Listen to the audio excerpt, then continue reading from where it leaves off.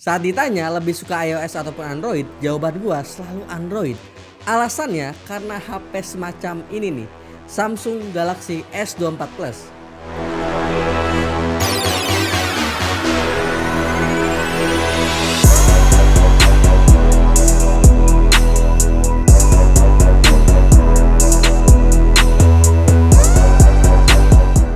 Sehari-hari gue tuh selalu pakai smartphone satu ini karena emang udah kepalang nyaman banget dan bisa gue oprek banyak hal. Lebih cocok buat flow kerja gue saat ini dan performanya masih oke banget di tahun 2024. Pernah pakai iPhone? Pernah. Pernah nyaman? Pernah. Kenapa? Karena simplicitas user experience yang dikasih Apple di platform iOS yang mereka rilis. Tapi itu dulu. Dan sekarang gue akan berpindah ke S24 Plus ini. Karena HP ini menurut gue kasih user experience yang cocok banget dan bisa gue bilang terbaik untuk kebutuhan gue saat ini. Dan dari HP sebelumnya harusnya kalian ngeh ya, kalau emang cukup lama gue adalah user yang cukup setia sama flagshipnya Samsung. Mulai dari S9 lalu, S10 Plus sampai S20 FE ini yang terakhir gue pakai. S21, S22, S23 gue skip selain karena nggak ada duitnya. Gua ngerasa 3 generasi flagship ini belum bawa improve yang segitunya signifikan sampai hadirnya S24 series yang hadir dengan peningkatan gak nanggung khususnya dari chipset dan AI yang nanti bakal gua bahas di video satu ini. Dan oh ya, sebelum itu gua mau ucapin thank you dulu buat Studio Ponsel yang udah support kita di video kali ini. Buat yang tertarik, tokonya gua kasih link di bawah ini ya. Lanjut, desainnya menurut gua aura mewah mahalnya kelihatan banget di sini meskipun ya secara looks sulit banget dibedain sama si S23 Plus tahun lalu. Sisi-sisinya dirancang pakai chrome yang kelihatan makin tegas ya, mengotak gini. Mirip iPhone, iya bener banget mirip, tapi ya no problem menurut gua.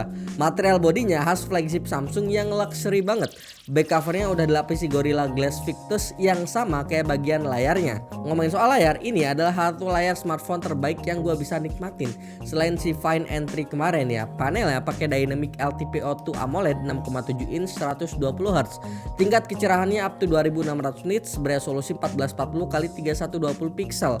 Layarnya ini sama persis kayak si S24 Ultra yang bikin smartphone ini beneran jadi alternatif menarik untuk orang yang gak butuh stylus tapi mau kualitas layar sama kayak si versi ultranya. Nice. Nah terus gimana untuk performanya yang pakai Exynos 2400 yang kemungkinan bakal bikin beberapa orang skeptis ya. Skeptis ya. Tapi sebelum itu gue overview spek utamanya dulu nih ya. S24 Plus yang gue pegang ini pakai RAM 12GB, storage 512GB, baterai 4900 mAh. Skor Antutu handphone satu ini ada di sekitar 1.800.000-an poin. Dalam hati gue kok kenceng banget, beda tipis sama benchmark S24 Ultra yang kecatat di database ranking Antutu. Apakah panas? Nope, gak segitunya panas kayak Exynos di generasi sebelumnya. So buat dipakai harian, experience-nya tuh smooth banget. Buat gaming pun selama pemakaiannya normal, gak ada yang berasa panas yang gimana-gimana ya. Gua pun sempet pakai HP ini buat main game Genshin di settingan defaultnya dulu, medium 60fps, kerasa nyaman dan ya enak aja pakainya, nggak ada masalah. Terus gua iseng naikin ke high, nah barulah di log yang kecatat di software kita ada drop FPS di beberapa titik, tapi masih wajar banget menurut gua.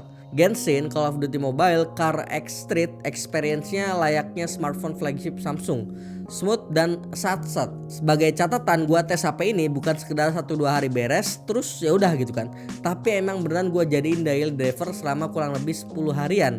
Game, sosial media, kerjaan semua gua lakuin dari smartphone satu ini. Lanjut, setup kamera belakangnya ada 3, kamera utama 50MP dengan OIS, 12MP ultra wide dan 10MP telephoto kamera dengan 3x optical zoom. Hasilnya ya oke, meskipun belum jadi yang terbaik di kelas flagship ya, tapi udah bisa banget diandelin buat upload di sosial media. Detail, ketajamannya dapet, oke banget pokoknya. Saturasi warnanya cukup, nggak yang gonjreng tapi tetap bagus. Terus dynamic range-nya juga proper, nggak yang over tapi pas. Untuk kamera zoom 3 kali optikalnya juga bekerja dengan baik. Crop sensor 2x nya juga aman. Sementara buat hasil kamera raw light juga bagus. Sekelas flagship kan masa abal-abal kan. Dan gua suka sama karakter foto low light HP satu ini. Dia tuh gak berusaha untuk terangin semua titik, tapi tetap bikin ada beberapa titik gelap secukupnya, biar vibes kondisi malam tetap berasa tanpa merusak hasil foto low light itu sendiri. Nice pokoknya. Soal kualitas video, Samsung masih sangat percaya diri untuk siapin smartphone ini dengan resolusi perekaman up to 8K 30 fps. Sementara kamera depan bisa sampai 4K 60 fps. Walaupun jujur, potensi kamera belakangnya ini jarang banget gua pakai maksimal ya. Entah ya, kebutuhan gua saat ini paling mentok di 4K 30 fps ataupun bahkan di Full HD 60 fps doang bahkan. Hasilnya oke, pakai banget, jernih, pewarnaan good, dan stabilisasi udah perfect lah ya. Dan menariknya lagi, kita bisa bikin instant slow-mo di HP ini saat rekam video. Jadi saat kita tag video misal Full HD 1080p, terus ada momen menarik, kita bisa bikin video tersebut jadi slow-mo secara instan di HP ini. Caranya tinggal edit dan tap tahan dan pilih mana yang mau kita jadiin slow-mo. Terus soal fitur AI-nya kumaha mang cenah ngapain bahasa Sunda ya, bentar. Best experience-nya menurut gua harusnya akan sama seoptimalnya dengan yang ultra ya.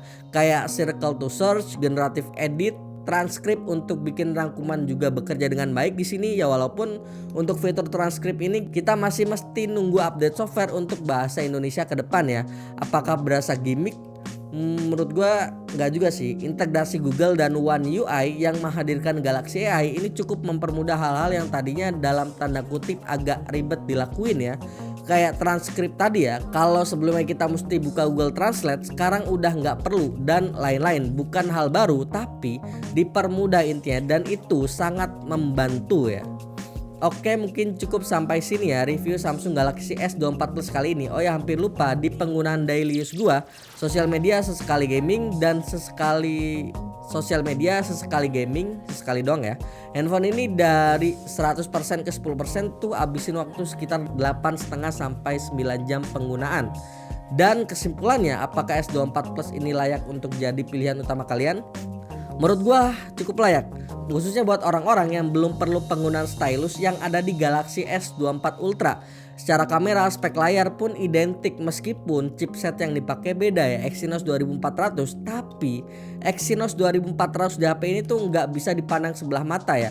Berasa banget kok performa flagshipnya meskipun belum bisa melampaui Snapdragon 8 Gen 3. Kita akuin itu ya. Dan oh ya, buat harga, terakhir gua cek di Tokopedia, S24 Plus ini lagi diskon loh di angka 15,7 jutaan rupiah, padahal normalnya di angka 17-an juta rupiah. Oke, mungkin cukup sekian. Sampai jumpa video selanjutnya. Jangan lupa komen di bawah kalau kalian punya kritik dan saran soal video kita kali ini.